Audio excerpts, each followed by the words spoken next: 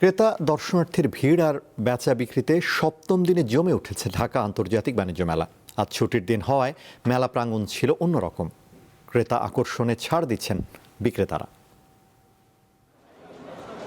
৩০তম ঢাকা আন্তর্জাতিক বাণিজ্য মেলা শুরু হওয়ার প্রথম ছুটির দিন শুক্রবার সকালে মেলায় প্রাণ ফিরতে শুরু করে। প্রথম দিকে ক্রেতা দর্শনার্থীর উপস্থিতি কম থাকলেও বেলা বাড়ার সঙ্গে সঙ্গে ভিড় বাড়তে থাকে।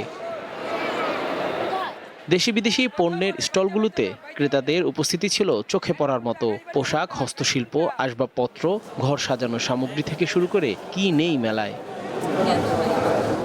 সবার নজর কেড়েছে কাশ্মীরি শাল, জামা, জামদানি শাড়ি, কার্পেট, তুর্কি মোজাইক, ল্যাম্প সহ নানা পণ্য। ক্রেতা আকর্ষণে ছাড়ও দিচ্ছেন বিক্রেতারা। ওইরকমভাবে তো সপ্তাহে সময় পাওয়া যায় না, তো ফ্রাইডেটা পাওয়া গেছে, এই জন্যই ফ্যামিলিকে একটু টাইম দেওয়া আর কি। অ্যাকচুয়ালি এটা আমার ফার্স্ট টাইম বাণিজ্য মেলায় আসার আগে আমি কখনো আসিনি, তো এসে খুব ভালো লাগলো। আগের বারের তুলনায় দাম বেশি মনে হচ্ছে, হয়তোবা মেলা শুরু এর জন্য হয়তোবা দাম বেশি মনে হচ্ছে। ব্যবসায়ীরা বলছেন প্রথম কয়েকদিনের তুলনায় শুক্রবার বিক্রি ভালো। ছুটির দিনে মানুষের উপস্থিতি বাড়ায় মেলা জমে ওঠে। সামনে দিনগুলোতে আরও জমবে বলে প্রত্যাশা বিক্রেতাদের।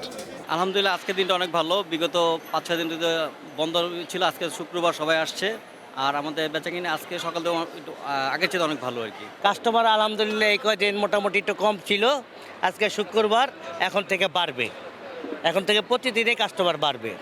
পূর্বাঞ্চলে বাংলাদেশ চীন মৈত্রী প্রদর্শনী কেন্দ্রে ৩ জানুয়ারি শুরু হয় বাণিজ্য মেলার এবারের আসর। এবছর বিভিন্ন খাতের ৩২৪টি দেশি বিদেশি প্যাভিলিয়ন ও স্টল এতে অংশ নিচ্ছে। চলবে ৩১ জানুয়ারি পর্যন্ত। জহুরুল মোহসান, দীপ্ত সংবাদ, ঢাকা।